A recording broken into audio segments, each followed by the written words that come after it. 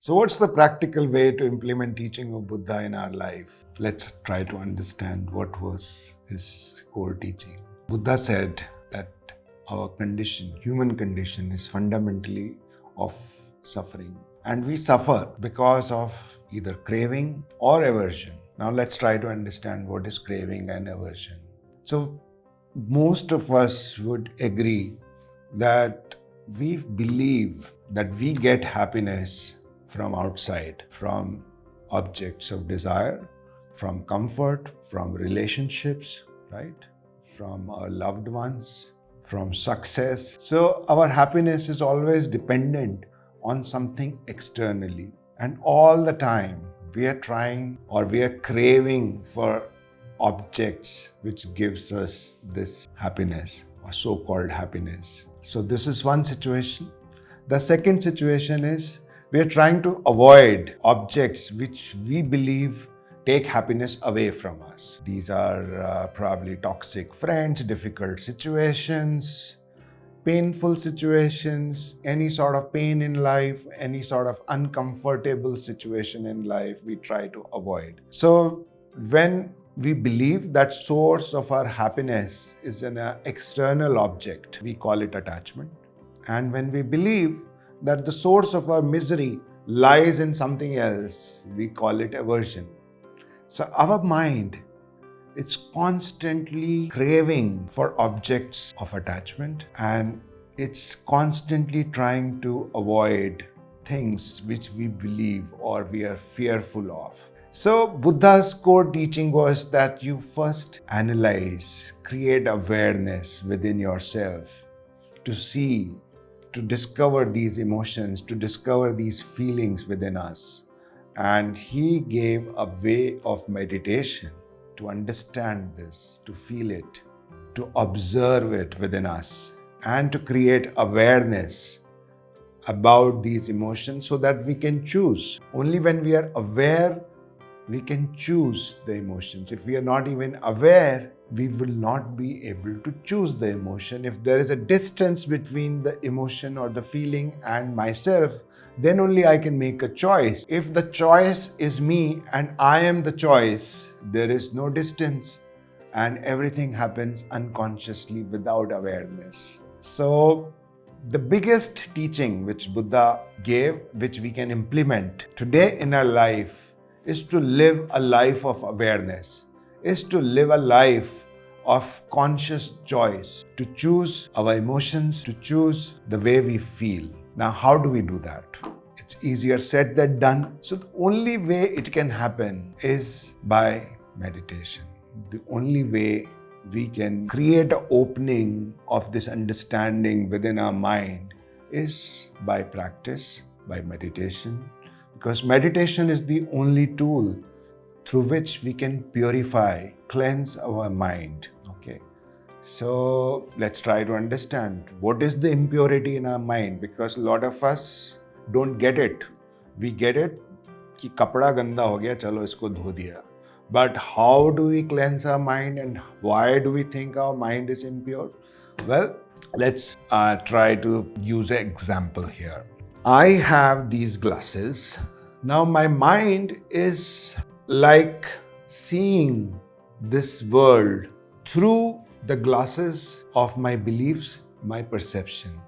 Okay. So everything that I'm seeing in my mind is coming through the beliefs which my mind has, and each of these beliefs is like a glass. Okay. So we are basically seeing this world through multiple glasses. Okay. And these glasses are nothing but the beliefs in our mind, experiences, past experiences which are stored in our mind. And as a result, we are not seeing the world directly. We are seeing it through the glasses, through the impurities or through the distortions of our mind. Now, these distortions are either false belief or they are past experiences, or they could be fearful imagination of future. Okay. Now, all these things distort our perception and we are not able to see things the way they are. Now, if we don't see the things the way they are, how would we take the right action? It's like driving a car with a fogged windshield. You can't see clearly, Let's say it's raining and your wipers are not working. You can't see clearly in a car. How would you drive rightly? You're gonna bang this car into somebody's house or a tree or anywhere. Definitely, you're not gonna stay on the road. So that's the situation with our life. If we don't see clearly, if we are seeing a distorted perception of the world around us, a fearful perception or perception which is skewed by our past experience, naturally the actions which we are taking today are not the right actions. These actions are being taken under the bias of our mind. Okay? So, the moment we are able to cleanse our mind through regular practice of meditation, we can see the world the way it is. And only when we see the world the way it is, we would be able to take the right action.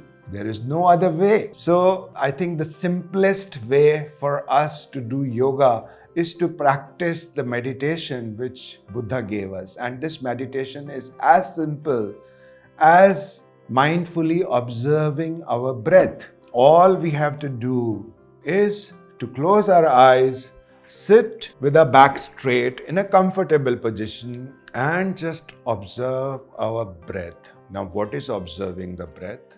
We observe whenever breath goes in. We observe whenever a breath goes out. So we keep our attention constantly on our breath. This is breath going in. This is breath going out. Now, if some of you have a problem keeping your attention focused on your breath, you could mentally chant Hong when you're breathing in and Saw when you're breathing out. Hong, Saw. Hong, Saw. Hong, Saw. Or you could even count your breath. So it depends on you how you want to do it, what is the most comfortable thing for you. Hong Saw technique has definitely come from great masters like Yoganand Paramhans. Buddha gave Anapana Sati Yoga, which is also observing our breath in a mindful, attentive way. So this is the most basic teaching which we can implement in our life. And even if we can do it few minutes a day and gradually increase the duration, we will see the result in our life.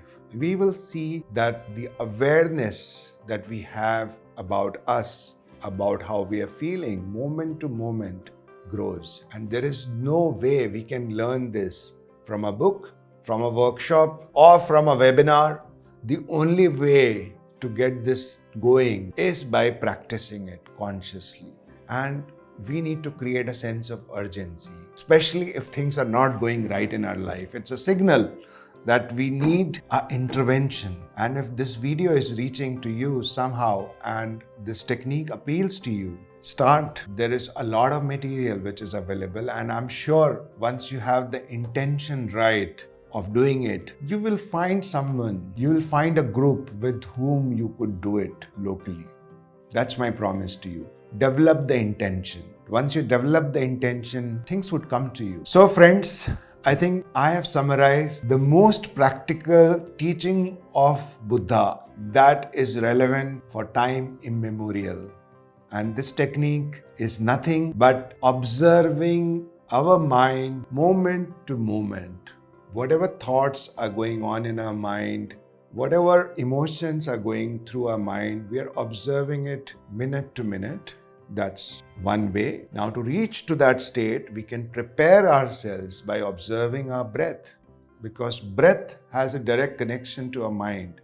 The moment we start observing our breath, we can reach our mind. Okay, so we can start this practice by our breath and gradually take it to observing the emotions of our mind. Okay, so friends, let's start few minutes a day. And any sort of yoga practice that is done also has a lot of focus on breathing. And this is precisely the reason why yoga and mindfulness are two aspects of the same technique. So you do your asanas and pranayama mindfully you would get closer to the teaching of Buddha. You would get closer to your own self. You would get closer to whatever is happening in your mind, and you would be able to take a conscious choice, and your life will start getting more in your own control. So thanks a lot. All the best to all of you.